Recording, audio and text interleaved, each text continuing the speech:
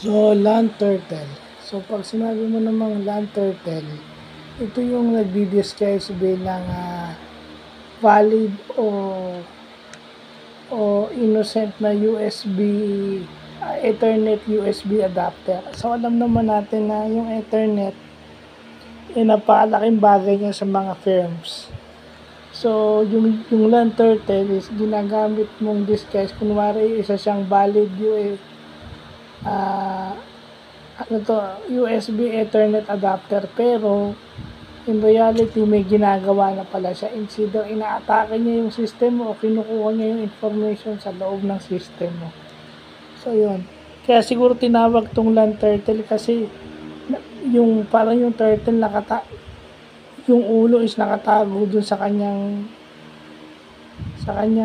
shell o dun sa kanyang sa shell niya, yung parang bato sa pagong, di ba, yung ulo is tinatago niya dun sa shell niya, di ba, para depensahan yung sarili niya. So parang ganun, nung nagpapanggap siya na valid na Ethernet adapter, pero may ginagawa na pala siyang malicious dun sa system.